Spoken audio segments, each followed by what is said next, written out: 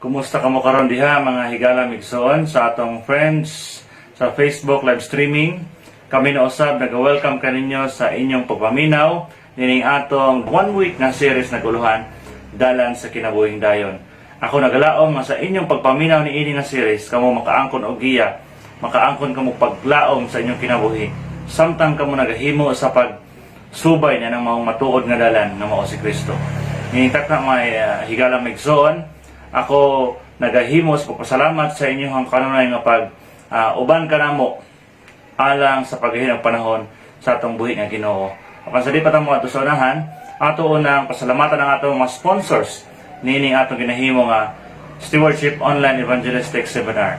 Atong pasalamatan ang atong presidente sa Northeastern Mindanao Mission of Seventh-day Adventist, si Pastor Max Dante Obos. Muna sa pod ang atong Executive Secretary, si Pastor Nimrod Saramosing. Muna sa pod ang atong Treasurer, si Pastor Serelo Baal. Muna sa pod ang atong Stewardship Director sa Northeastern Mindanao Mission, si Pastor Roger Jimenez. O sa tanang mga Director sa Northeastern Mindanao Mission, sa tanang mga Pastor sa Matag District sa Northeastern Mindanao Mission, usapod ato sa pasalamatan ang ato ang District Pastor dinhi sa Tago District, walay lain kundi si Pastor Azer Tipan o sa iyang tibuok nga pamilya. Nitak na amigsoon, kita na sa makaangkon sa bag-o nga mga giya, bag-o nga pagtulunan o nga kini nga pagtulunan makahatag nato paglaom sa atong kinabuhi. Nitak na isa na kini ka interested kaayo nga presentation mga higala migsoon nga kini makahatag kanimo o sigurado nga pagpili nga sa diin imo gayong subayon ang matuod nga dalan nga mo'y dalan nga mao sa ang atong manluwas nga si Ginoong Hesus. Ningtak na amigsoon, sa di pa tamo ato sa unahan, ato unang paminawan ang maong matahom nga mensahe sa awit nga igahatag nato karon. O kini nga awit makahatag nato kalipay sa atong pagkinabuhi diha sa atong manluwas nga si Ginoong Hesus.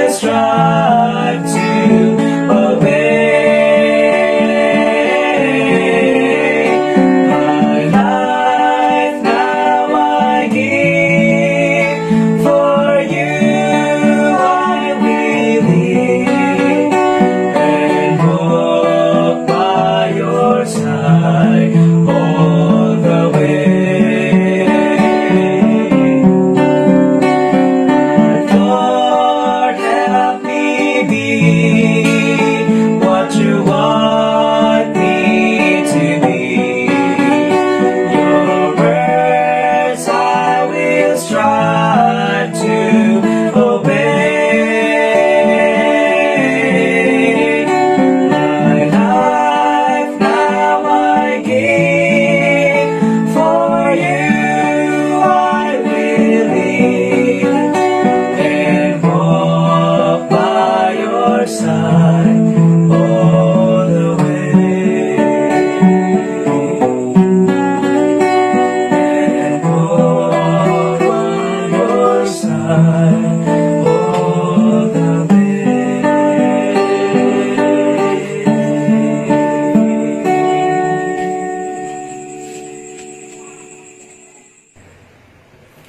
Daghang salamat sa maong matahong nga mensahe sa awit. Ninintak na ang mga higala migsoon sa di pa ta sugod sa atong pagtuon karon, ato unang pangayoon ang kaalam sa Ginoo, pinaagi sa ato ang pag-ampo, atong iduko ang atong ulo. Diyos nga sa langit, salamat Amahan sa panahon nga kami makahimo sa pagtuon sa imong pulong. Giyahi kami Amahan, ihatag kanamo ang imong mga mensahe ug ang imong kamatuoran may magahari sa walay katapusan. Salamat Amahan sa iyong pag-uban nga ni kanamo. Sa luwa kami sumasala sa ngalan ni Jesus. Amen. Mga higala migsoon, atong natunan itong atong miyagi nga pagtuon, naghiskot itong mahitungod sa adlaw nga ipapahulay sa Ginoo. Nga mong ikapito nga adlaw, nga mo'y adlaw nga gibalaan, mo'y adlaw nga gipanalanginan o gibantayan sa Ginoo. Apan niya makalilibog nga pangutana karon. Anong daghang sa makatawhan karon, ang nagbantay sa unang adlaw sa semana isip mo'y ila ang adlaw nga ipapahulay. Ato kanang tun-an karon ang kasaysayan ug atong tun-an karon usab ang mga pulong diha sa balang kasulatan kun ang sugo sa Ginoo na usaba. Apan atong sayran ang Ginoo wala gayud mag-usab sa iyang sugo. Busa ang atong series nga ginahimo karon migsoon, dalan sa kinabuhing dayon. Atong masusi ug atong masiguro gyud sa pagtuod nga walay laing pagtulun-an nga angay natong kasaligan kundi ang pagtulun-an lamang nga nadiha sa balaang kasulatan. Nan karon ang uluhan sa ato ang pagtuon karon ang sangkad nga agianan. Diya sa Biblia mga higala migsoon doon na lamay duha ka agianan atong sugdan karon sa pagtuon. Matthew 7 versikulo 13, sumunod kamo agi sa pultahan nga masigpit kay ang dako ka pultahan o sangkad nga dalan padulong sa kapildihan og daghan ang nagaagi niini. Ang balaang kasulatan nagsulti nga ang sangkad nga dalan mao kana ang dalan nga padulong sa kapildihan. Og daghan ang nagapili niini. So dili garantiya mahigala migsuon nga ang mga kadaghanan nagpili sa maong dalan mao kanang matuod. Kay gani ang sangkad nga dalan padulong sa kadaghanan daghan ang nagsunod kay huwag hayahay apan dili garantiya nga kita makaangkon og kaluwasan. Apan ang Biblia nagsulti lamang sa maong teksto versikulo 14 kay masigpit ang pultahan og hiktin ang dalan padulong sa kinabuhi ug jutay ra ang makatultol niini. Jutay ra ang nakahimo sa pagtultol niini apan kini nga dalan sigpit usab apan ang padulong niini mao ang dalan sa kadaugan mga higala migsoon. So ato masusi karon nga ang dalan sa Ginoo usa ka sigpit nga dalan, usa ka dalan nga angay ning subayon apan ang padulong nga niya migsoon kadaugan. Proverbio 16 versikulo 25, adunay usa ka dalan nga daw matarong anang sa tao. Apan ang katapusan niya na mao ang dalan sa kamatayon sa atong kinabuhi.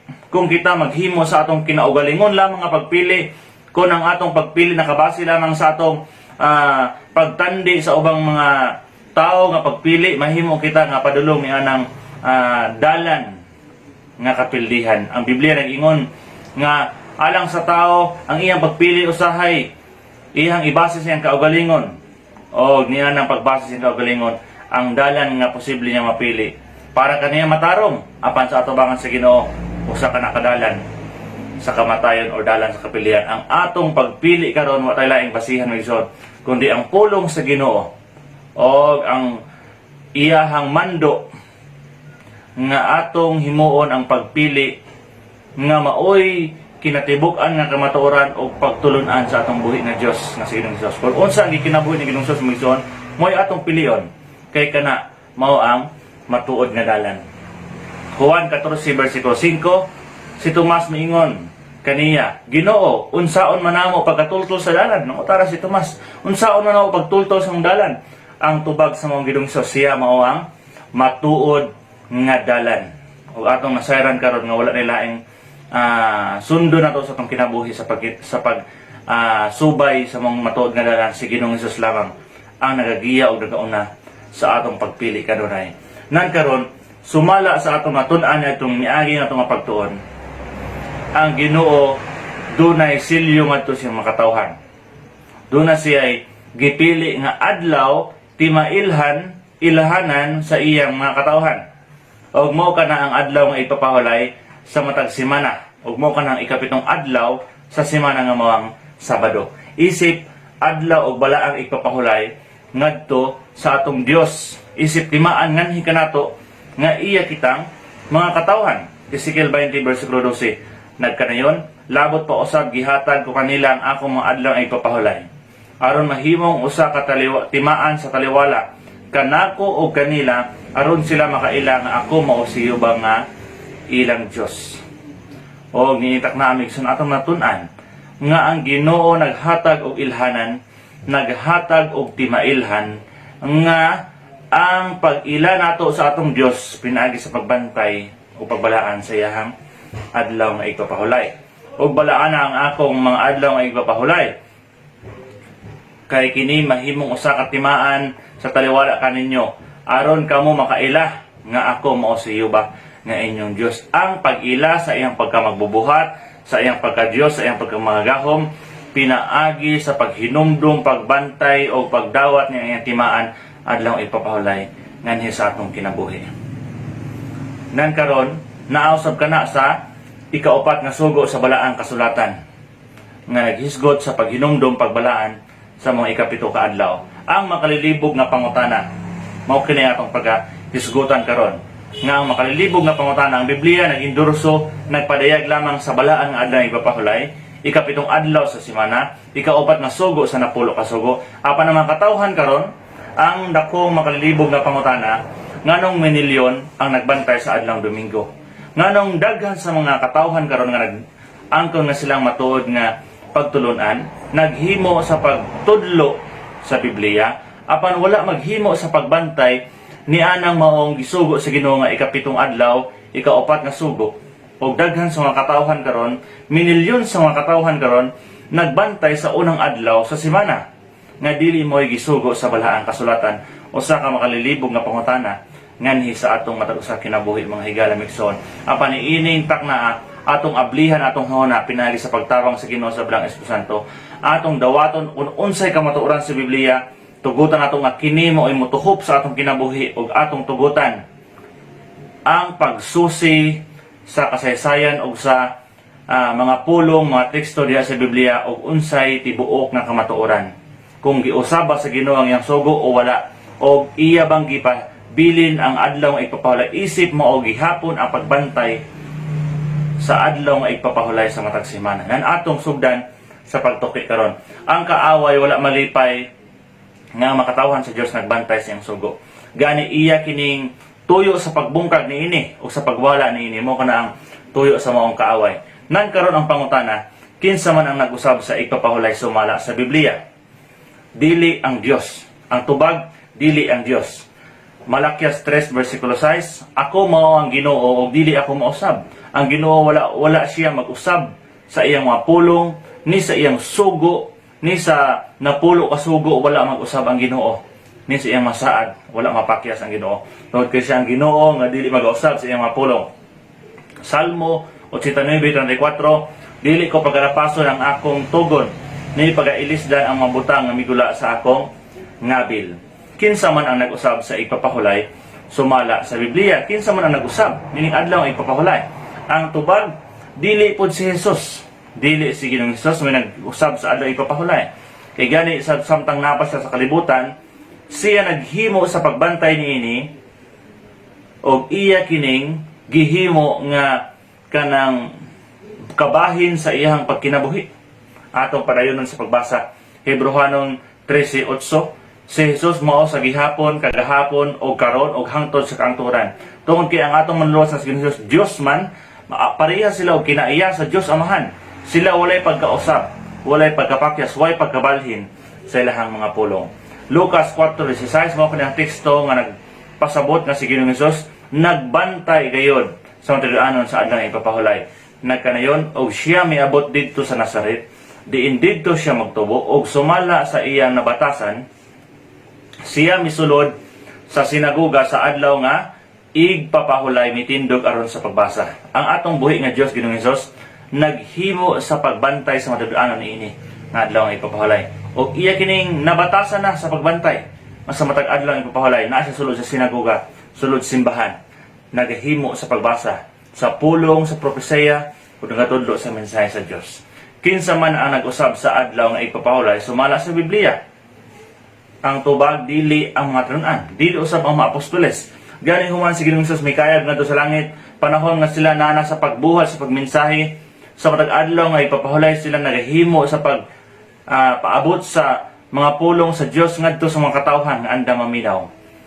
Buhat 17:1 og sa hingagian na nila ang Amplipolis og ang Apolonia, sila nahiabot sa Tesalonica, diin didtoy ang usa ka sinagoga sa mga Hudiyo og sumala sa iyang nabatasan si Pablo misulod niini og sa tutulo kasimana siya nakiglantugi kanila pinasikan sa kasulatan. Sumatag simana sa adlaw ipapahulay si Pablo naghimo sa pagbantay niini gani siya naghimo sa pagbinsahe ngadto sa mga katawhan. Ang pangutana, kinsa man diay ang nag-usab sa adlaw ipapahulay? Dili ang Dios, dili si Ginoong Hesus, dili ang mga tinun-an. Apan ang pangutana, doon na ba'y tagna sa Biblia nga doon ay tao nga muusab sa adlaw nga igpapahulay? Doon na ba'y tagna sa Biblia nga usbo ng sugo sa Dios? Atong patubagon may igsuon ang balaang kasulatan diha sa libro sa Daniel 7:25. Sa kini katagna nga doon ay muhimo sa pag-usab sa sugo sa Dios, apan kini siya usa ka tawo nga gihisgutan diha sa Biblia nga maoy maghimo sa pagpasipala batok sa Dios. Og siya musulti sa dakong mga pulong batok sa halangdong uyamot, batok sa Dios. Og magapaluya sa mga balaan.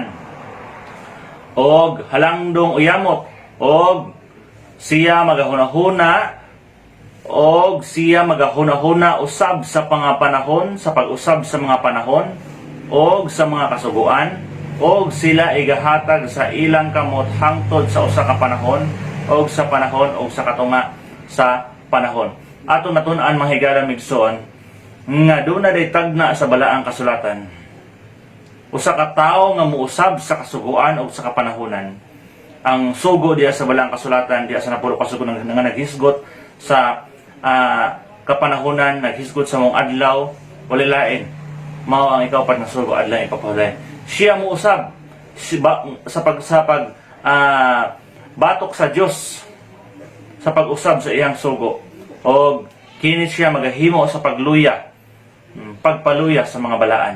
Atong nasayran mga higalang igsoon nga diha sa balang kasulatan dunay tagna sa balaan nga pulong diha sa Daniel 7:25 nga dunay usa ka tawo nga muusab sa sugo sa Dios apan dili ka nakabuton sa atong Dios tungod kay kini mong tawo naghimo sa batok na pag naghimo sa pagpasipala sa atong Dios pinagi sa pag-usab sa sugo. Kinsa man ang nag-usab sa kasuguan sa Dios. Okay? Parahin ta. Mao kini ang gisgutan din niya sa ikaduhang Tesalonica 2:2-3. Ayaw kamo paglimbong ni bisan kinsa sa unsang paagi. Kay ni adtong adlaw dili pa moabot hangtod mahitabo una ang pagsupil o ang pagtungha sa tao sa kalapasan. Gitawag ni siya og tao sa kalapasan. Ang taong pagalaglagon. Tungod kay usa ka na kasupak atubangan sa Ginoo, usa ka na kapasipala atubangan sa Ginoo nga usbo ng iyang sugo pinaagi sa usa ka tawo nga mohimo og pakig-away batok ngadto sa Dios pinaagi sa pag-usab sa iyang sugo. Gitawag siya tao sa kalapasan o tao sa pagsupil diin dunay paabot nga silot o paglaglag sa mga katawhan nga nag-usab sa sugo sa Dios. Nga magasupak o magapahitaas sa iyang kaugalingon. Batok sa tanang ginatawag og Dios bisan unsa nga ginasimba nga tungod niya na siya magapahigayon sa paglingkod sulod sa templo sa Dios og magapahayag nga siya Dios. Usa kini ka tawo sa pagpakasala, usa ka tawo sa pagsupil nga diid mismo siyang kaugalingon siya mo angkon nga siya Dios. Usa ka nakapagpasipala sa atubangan sa Ginoo migsoon nga usa ka tawo mo angkon siyang kaugalingon nga siya Dios. Mo angkon siyang kaugalingon nga siya ang labing halangdong uyamot nga labaw sa Dios. Usa ka nakapagpasipala adto kaniya. Kaya nga naman tao ra man kita, linalang ra man ta sa Ginoo. Mao kana ang tagna sa wala ang kasulatan mahitungod sa pag-usab sa kasugoan nga kining tawhana mo himo sa dako nga kagahom sa paglingkod diha sa mong templo sa Dios ug gani siya mag-angkon nga siya Dios. Ug daghan sa makatawhan ang muhimo sa pagtuo kaniya. Nan karon aniya ang kasaysayan sa kalibutan kung giun sa pag-usab ang pagbalaan sa Sabado ngadto sa Domingo. Atong mabasa sa Biblia nga wala gayo isugo ang Ginoo nga himuon ang pagbantay sa unang adlaw sa semana, sa unang adlaw nga ang adlaw nga Domingo. Wala kayo sugo sa Ginoo. Gani ang Biblia naghisgot lamang sa adlaw nga Domingo isip adlaw nga pagkabanhaw ni Ginoong Hesus. Apan wala maghisgot nga mo'y puli sa adlaw nga ipapahulay. Wala usab siya maghisgot nga kini mo ang balaanon nga adlaw nga himuon nga adlaw nga ipapahulay. Apan ani ang kasaysayan nganong nausab ang adlaw nga ipapahulay gikan sa Sabado ngadto sa Domingo. Ang Ginoo wala mag-usab. Si Ginoong Hesus wala mag-usab.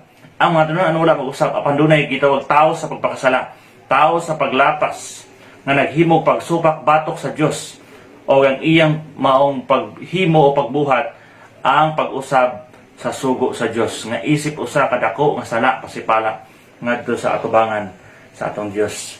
Ang kamatuoran atong mabasa diha sa mong referensya sa libro sa kasaysayan, ginatawag kini Ecclesiastical History Book 5, Chapter 2 in Select Library of Nicene and Post-Nicene Fathers, 2nd Series, Volume 2, page 32. Nagkanayon, the church historian Socrates, who wrote in the 5th century says, almost the churches throughout the world celebrate the sacred mysteries of the Sabbath of every week. Yet, the Christian of Alexandria at Rome have ceased to do this. Niadtong panahon ni Socrates, halos sa tanang mga Christian sa tibuok kalibutan, kini si Socrates usa kani sa ka church historian. Niadtong 5th century, halos sa tanang mga katawhan sa tibuok kalibutan, nagahimo gayud sa pagbantay sa sinimana nga adlaw nga ipapahulay nga mga mao ang ikapitong adlaw sa simana. Apan panahon niya ng ginatawag Christian Alexandria at Rome, tungod sa ilahang mga kabilin-bilin nga mga tradisyon, ilang gihimo ang pag-usab o ilang gihimo ang paghunong sa pagsimba niini. Kinsang sugo o hinimo lamang sa tao. Yan ang panahon na ang Dios nga atong Ginoong Hesus wala mag-usab. Apan yan ang panahon na tungod sa mga miagi ng mga panahon, ang mga tao naghimo sa paghunong sa pagsimba sa mong adlaw nga ipapahulay. In that place of Christian of Alexandria at Rome, tungod sa mga kabilin-bilin nila nga mga pagtulon ang mga tradisyon, naghimo sa pag-undang niini. Nan parahinta, the earliest recognition of observance of Sunday as a legal duty is the Constitution of Constantine in 321 AD. Enacting all the courts of justice, inhabitants of towns and workshops were to be at rest on Sunday, with an exception in favor to those who engage in agricultural labor. Encyclopedia Britannica, 11th edition, article Sunday. Kung imong tun-an mga higala migso niya ang kasaysayan sa pag-usab sa maong adlaw nga ipapahulay nga mga Sabado ngadto sa Domingo. Si Constantine the Great, usa siya ka emperor sa maong pagan Rome. Og niya ang panahon na sa iyang pagka-emperor sa pagan Rome, ang iyang pagtulon-an kanhi, usa siya ka pagano, nga siya nagahimo sa pagsimba sa maong adlaw, sa maong pagsubang sa adlaw, iya ka na ginasimba. Apan sa iyang pagka-converter ngadto sa pagka-Christianism. Kining si Alexander the Great wala maghimo sa pagbiya sa iyang pagtulunan sa pagsimba sa mong adlaw. Gani, iyang gihimo ang balaod, siya ang naghimo og balaod in the 321 AD, nga ang pagbantay sa Domingo mahimong himuon nga balaod sa tanan niyang ginsakpan sa gingharian sa Roma. Nga ang tanan mohimo jud sa pagbalaan o pagsimba niini, isip maoy puli sa mong adlaw nga igpapahulay nga ikapitong adlaw sa semana nga mao ang Sabado. Kinsang sugo ang pagbantay sa unang adlaw, ang pagbantay sa adlaw nga Domingo nga isip mao ang adlaw ipapahulay, dili sugo sa Dios mga higala nga igsoon, kundi sugo kini ni Constantine the Great in the 321 AD nga ang tanan mohimo jud sa pagbantay niini. Apan siya emperor man, siya kusganon o siya doon na may kagahom sa pagmando sa makatawhan, ang tanan nga mosupak, ang tanan nga dili mo uyon sa iyang maong balaod sa pagsimba sa unang adlaw sa semana, unang adlaw nga maong Domingo, mahimo nga makaangkon sa silot nga kamatayon. Ug daghan sa makatawhan adtong panahon na, daghan sa mga Christians, faithful Christians ang wa jud mosunod, wala jud mohimo sa pagbantay sa unang adlaw sa semana nga isipuli sa ikapitong adlaw nga mga adlaw ipapahulay. Daghan sa mga Kristohanon ang wala muuyon kang Alexander the Great tungod kay ilang pagpili ang kalipay sa pagtuman gayud sa sugo sa Ginoo nga mga ikapitong adlaw sa semana. Muna gitawag in 1,200 days or year, gitawag na siya papal supremacy. Muna siya ang panahon nga dunay dark ages, dunay persecution nga nahitabo nga ang tanang mga katawhan nga dili mo simba sa unang adlaw sa semana kinahanglan makaangkon gayod sa maong silot nga kamatayon. Dugay nga panahon ang nahitabo ang dark ages mga higala migsoon. O daghan sa mga Kristohanon itong panahon na nangamatay sa ilang pagpabilin sa barog sa pagbantay sa tinuod gyud nga adlaw nga papahulay nga mga ikapitong adlaw sa semana. Tungod kay di na gusto nga mobantay sa adlaw nga sa unang adlaw nga hinimo ra magtao, sugo lamang nga hinimo ra magtao. Nan padayon ta migsoon, ang mga kadagkuan sa iglesia nag-angkon niini nga maong pag-usab. Ezekiel 22:26, ang mga kaparian naglapas sa akong kasuguan o gipasipalahan ang balaang butang. Sila wala magbutang o kalainan taliwala sa mga balaan o dili balaan. Sila wala magtudlo o kalainan taliwala sa mahinlo o mahugaw. Gitaptapan ang ilang mga mata gikan sa akong mga adlaw ipapahulay o ako gipasipalahan diha sa ilang taliwala. O daghan sa mga magtutudlo sa atong mga nagkadaiyang masikta, nagkadaiyang mga iglesia ini tibuok kalibutan, wala magtudlo, wala magpadaya kung unsa ang tinuod nga kamaturan mga higala migsoon. Apan sa atong kaugalingon, doon na kitay katungod sa pagsusi, doon na kitay katungod sa pagtuki gayod diha sa balaang kasulatan kung unsa gayoy mensahe o pulong sa Ginoo nga angay pabantayan nga adlaw ipapahulay. Apan kun di ta magtuki mga higala migsoon, ato rang isalig ang atong pagtuon diha sa atong mga nagkadaguan mga kapanganuhan sa atong mga nagkadaayang masikta, mga iglesia, mahimo nga kita mataptapan sa atong mga mata gikan sa pagpaminaw, gikan sa pagpangita, gikan sa pagtuman sa mga tinuod nga adlaw ipapahulay. Tungod kay ang Dios nagsugo lamang og adlaw nga ipapahulay nga mga ikapitong adlaw sa semana nga agay pabatayan. Apan ang pagbantay sa unang adlaw sa semana, ang pagbantay sa Domingo, sugo lamang kana ni Constantine the Great, mahigala maigsoon sumala sa kasaysayan. Busa ang kaaway na ning kamot sa pagbungkag sa ikaapat na sugo, tungod kay kini mao kini ang paghinumdum sa pagkamagbubuhat sa Ginoo, mao kini ang iyang silyo ngadto sa mga katawhan nga kita iyang angkonon nga iyang mga tinawag ng mga katawhan. Ang kaaway wala malipay nga dunay sugo nga tumanon sa tao, gusto niya kini bungkagon.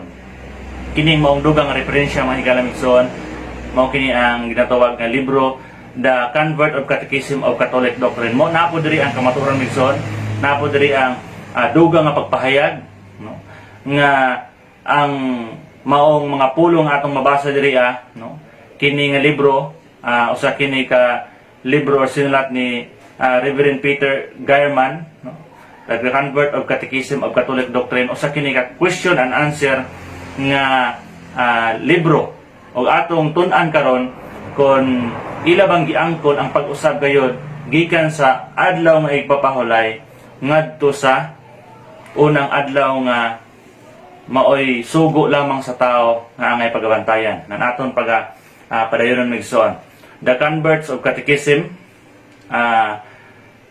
page 50. Question: unsang adlaw ang adlaw nga igpapahulay? Ang tubag, Sabado ang adlaw nga ipapahulay. Sakto mahigala migsoon, no? nga ang pangutana unsang adlaw ipapahulay diha sa Biblia, Sabado gayud ang adlaw nga igpapahulay. Nganong nagbantay man kita og Domingo imbis nga Sabado? No, sumala pa sa mga libro Convert of Catechism of Catholic Doctrine, pangutana nganong nagbantay man kita og Domingo imbis nga Sabado? Tubag, tungod kay ang Katoliko nga iglesia nagbalhin sa pagkabalaan sa adlaw Sabado ngadto sa Domingo. Klaro mahigala migsoon nga ato natun-an nga dili ang Ginoo ang nag-usab sa maong adlaw nga ipapahulay. Dili pod ang mga apostoles ang nag-usab.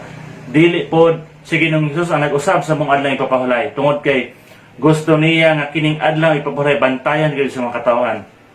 Gusto niya nga kining adlaw ipapahulay mao gyud kinabuhian tungod kay silyo kini sa mga katawhan. Apan ato nakita karon diha sa mga referensya, diha sa mga sinulat sa kasaysayan nga ang pagbantay di ay sa unang adlaw sa semana sugo lamang nga hinimog tao, no? Sugo lamang nga kanang mando lamang sa usa ka emperor nga si Constantine the Great.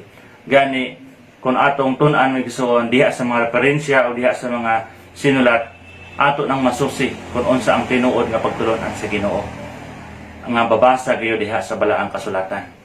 So padayon tamay mga higala migsuon.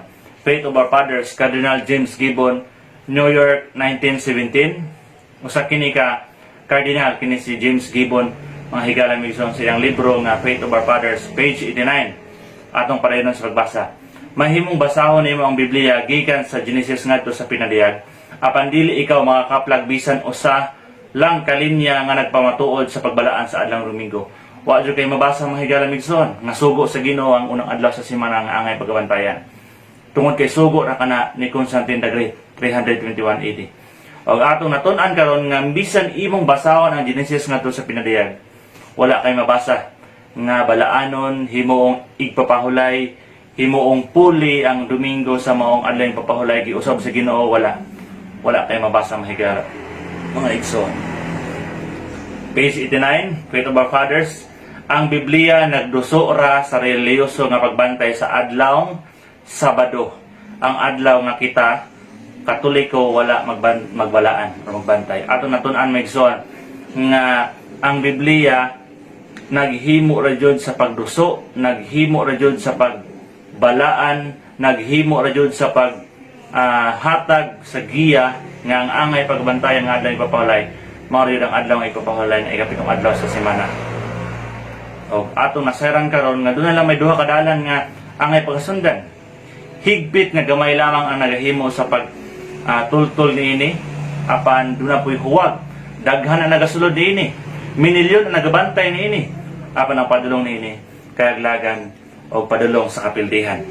Nan atong padayon migsoon nagingon diri tradisyon maoy nagapos kanato tungod sa mga dugang nga mga tinuuhan, tungod sa mga pagtulon-an mga kabilin-bilin sa mga katigulangan.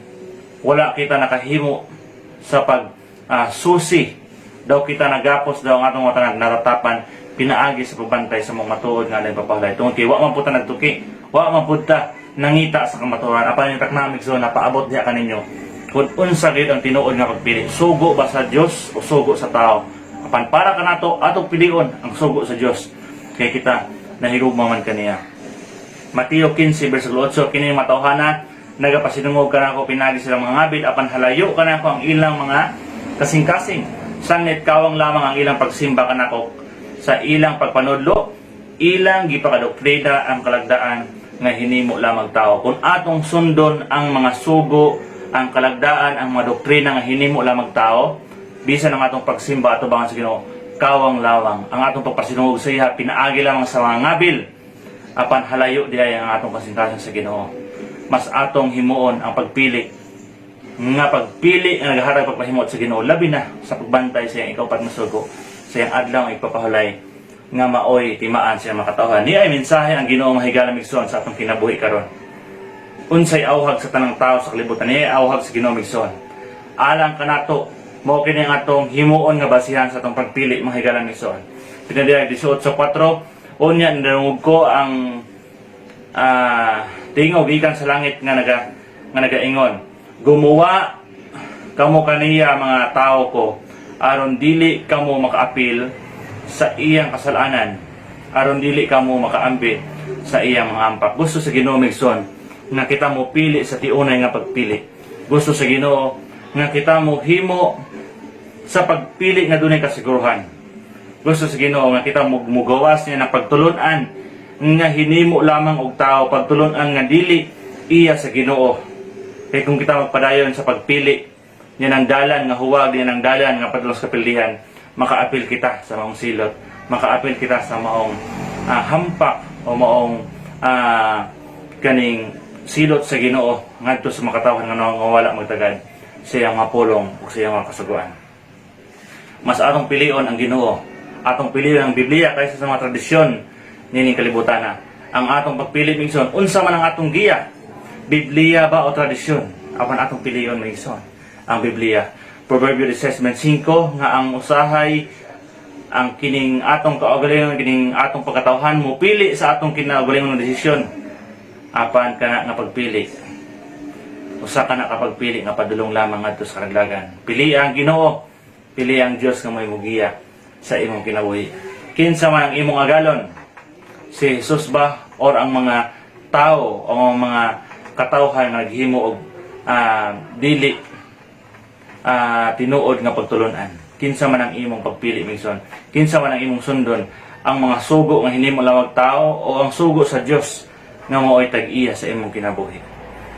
Juan 14:6, ako mao ang dalan, walay bisan kinsa nga makaadto sa mahan, gawas kon pinaagi ka nako. Wala na lain mga higala migson nga ang atong sundon, ang atong pilion, ang iyang pagtulunan, ang iyang mensahe, ang iyang kasuguan, mao'y atong pilion migson.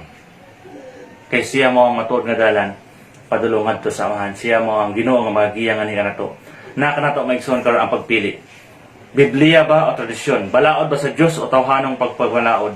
Pagtulunan ba ni Jesus o tawhanong pagtulunan? Balaan nga kasuguan o tawhanong kalagdaan lang? Tinuod o limbong? Kamatuoran o sayop? Dalan ba sa Dios o dalan ba sa tao? Na kanato ang pagpili migson. Apan niya ang nindot nga pagpili ni Josue 24:15, siya nag-ingon, magpili ka mo ning adlaw kung kinsa ang inyong alagaron. Apan alang kanako o sa akong mga pamilya, mag-alagad kami sa Ginoo. Pagkanindot sa pagpili no Josue, ingon si Josue, magpili ka mo karon ning takna, kinsa ang inyong pagapilion, kinsa inyong alagaron. Apan alang kanako, alang kang Josue, sa iyang tibuok pamilya, sa iyang kaugalingon, iyang pilion ang pagpangaladid nga to sa Ginoo. Pagkanindot sa atong Dios nga manluwas, siya pagkamatay kanimo sa kabor sa cross, iyang gihatag ang iyang kinabuhi ngadto kanimo tungod sa kinahigugma ug siya nagpasaylo sa imong sala. Pili siya nga mo'y maghatag og giya sa imong kinabuhi. Pili siya nga mo'y maghatag kanimo og kaluwasan. Pili siya nga mo'y magapanalipod kanimo panahon sa kalisdanan o paghukom sa kalibutan. Pili siya nga mo'y imong Dios nga dunay maayong plano sa imong kinabuhi. Gusto sa Ginoo na ikaw muhimo sa tinuod nga pagpili, tinuod nga pagsunod kaniya, himo ang pagbantay o pagbalaan sa iyang mapulong, labi na sa pagbantay sa napulo kasugo, labi na sa adlaw ay ipabahulay ang mga timaas yung mga katawan. Himua ang pagka masinugtanon kasing-kasing nga dunay kalipay sa pagtuman o pagkinabuhi sa iyang mga sugo. O sa imong kinabuhi ikaw magmalipayon ang mga lagad sa Ginoo. O ang iyang ganti gatag panahon nga siya mabalik, kinabuhing muli katapusan, pulianan ana sa mga matarong o pagkinabuhi nga wala kagulanan apan luno na nga kalipay kawan atong Dios nga maghari sa wala katapusan ay ang bagong langit mong iyuta. Mga higala migson ang kamaturan paabot diya karon sa imong kinabuhi. Tuguti ang Dios nga siya may mohari, motandog sa imong kinabuhi o mohatag kanimo og kagahom sa pagpili sa kamatuoran sa pagkinabuhi nga Dios nun nga maghatag og pagdaig sa atong buhi nga Dios nga nasa langit. Salamat sa iyong pagpaminaw karon. Nagahinaot kong ang Dios magapag-uban kanimo o magapangga kanunay kanimo sa imong pagkinabuhi. Di ka nabiyaan o iya ang panalanginan. Daghang salamat sa inyong pagpaminaw karon. Ang Dios magapanalangin sa atong tanan. Sa dili pa ta magtapos mga higalamigson, giibita ko kamo sa pagdukos sa mga ulo alang sa pag-ampo. Dios nga nasa langit, hintak na amahan sa buntagon. Kami o Diyos nagapasalamat sa imong pagkamaayo kanamo. Kami o Diyos nintaknaan nagapasalamat sa imong pagkamaayo. Kami amahan nagapasalamat sa imong pagkamaluyon ug sa imong kamaturan nga napaabot karon. Pasaluan kami amahan sa among mga sala. Ug linisi kami sa among pagkamasalay po. Pagay kami kalipay sa pagsunod sa mga pulong. Nga mao kini ang gahatag ka na og kinabuhi unya sa imong pagbalik. Mangko naman imong ganti langit man nga pulianan kinabuhi ug katapusan. Salamat sa pagtubag ug pagpasaylo sa among mga sala. Sa ngalan ni Jesus. Amen.